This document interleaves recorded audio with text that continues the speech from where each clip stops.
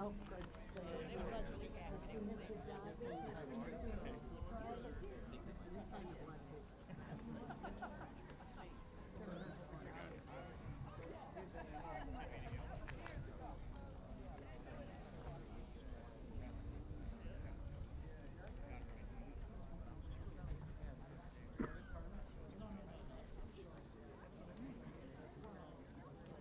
Mr. Price, good.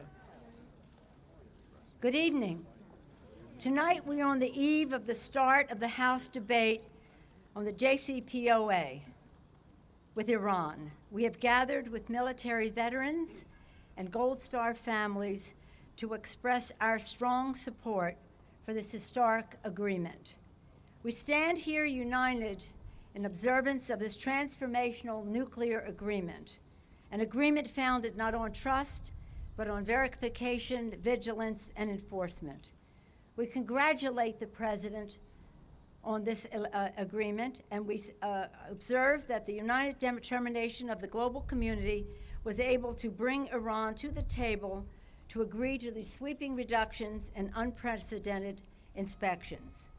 We have been informed by the expertise of scientists and diplomats, and we will hear some of their words this evening. The judgment of military leaders and women and men of faith, and we will hear their words. The wisdom of the extraordinary constellation of experts who have made their voices heard in support of the strength of this agreement. Tonight we stand, members of Congress, on the steps of the Capitol as members totally committed to preventing and led the effort to rebuild Iraqi security forces in 2003. He is the son of a fighter pilot, KIA, killed in action in Vietnam, father to 3 soldiers, and he is married to a veteran. We are honored to be joined, and please welcome Major General Paul Eaton. General Eaton. Thank you.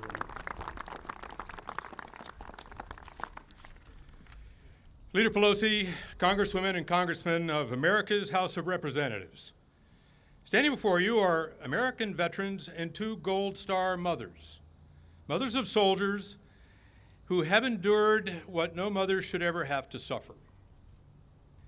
We represent the 100,000 Vote Vets members who have taken action to support this Iran agreement.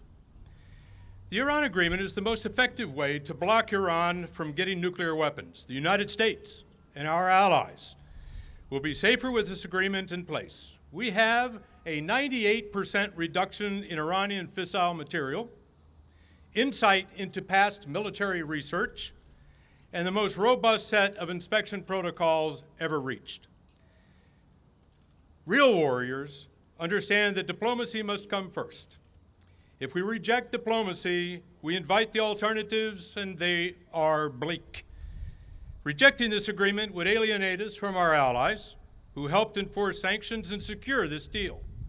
It would leave us blind to a growing Iranian nuclear program, and it would invite the risk of another war in the Middle East. And as a former commander of American soldiers, and as a father of soldiers, I can assure you, war is a bad deal. And we've seen where that path leads.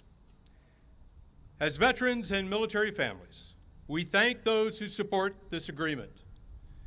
We thank you for the serious approach to America's national security.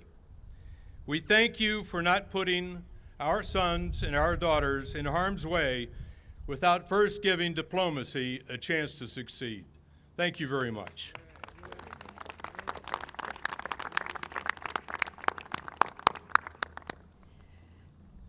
Thank you, General Eaton. We are blessed in the Congress by the service of many veterans who have served our country both here in Congress and for our national security at home and abroad. One of them is one of the most senior members of Congress, Mr. Rangel, another John Conyers. But now we're going to hear from one of the newest members of Congress, a veteran and a member of